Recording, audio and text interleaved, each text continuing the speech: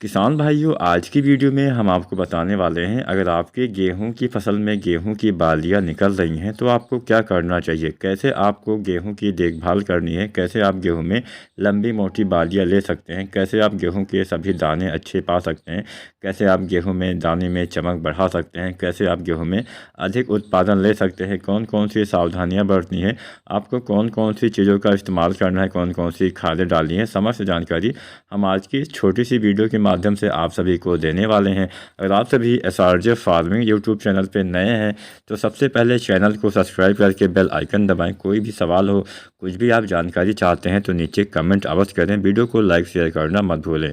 चलिए video start करते हैं। सबसे पहले यहाँ पे हम उन किसान भाइयों की बात करते हैं जिनकी अभी गेहूं में बालियाँ निकल नहीं रही हैं, यानी निकलने वाली हैं, गबोट अवस्था चल रही है।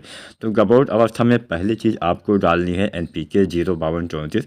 इसके इस्तेमाल से क्या फ़ायदा मिलेगा? इसके इस्तेमाल से बालियाँ आपकी अच्छी आती हैं, बालियों की लंबाई मोटाई अच्छी आती है। तो NPK 05234 गबोट अवस्था में बालियाँ निकलने से पहले 1 से 1.5 kg आपको डालना होता है प्रति एकड़ के हिसाब से। अब जब आप NPK 05234 का इस्तेमाल करते हैं तो इसी समय आपको जो बोरोन आता है 20% वाला, इसका इस्तेमाल करना चाहिए। बहुत बढ़िया फ़ायदा आपको मिलने वाला है। तो ये दो चीज़ें आपको बालियाँ आने से पहले, अगर आपकी अभी गेहूँ में बालियाँ नहीं निकल रही हैं तो आपको अवश्य डाल देना है। अगर आपकी बालियाँ निकल आई हैं तो आपको क्या करना है, ये भी हम इसी वीडियो में आपको बताएंगे। तो पहली तो हमने दो चीज़ें बताई, 05234 और बोरोन, इसका इस्तेमाल करिए।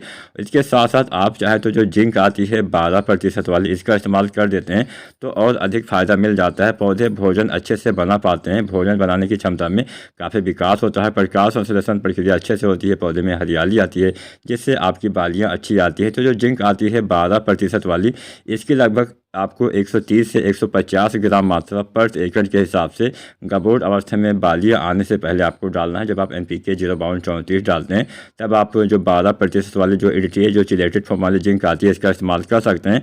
बस यहाँ पे सभी का अलग अलग घोल बनाना है, उसके बाद में एक साथ इसका इस्तेमाल कर लेना है। इकट्ठा घोल मत बनाइएगा, अलग अलग बर्तनों में घोल बनाने के बाद ही आपको इस्तेमाल करना चाहिए। अब हम उन किसान भाइयों की बात करते हैं जिनकी अभी बालियाँ निकलना स्टार्ट हो गई हैं।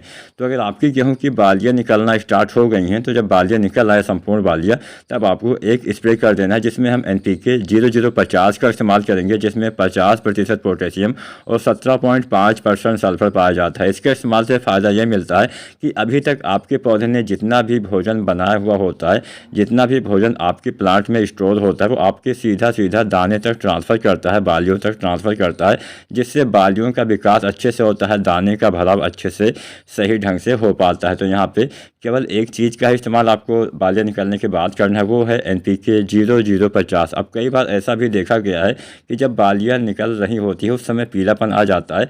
तो पीलापन अगर आपकी बालियाँ नहीं निकली हैं, उससे पहले ही आ गया है, तो आपको 1 से 2 kg यूरिया का स्प्रे कर देना है। जब आप 05234 डालते हैं तो उसमें भी आप चाहें तो यूरिया मिला के स्प्रे कर सकते हैं।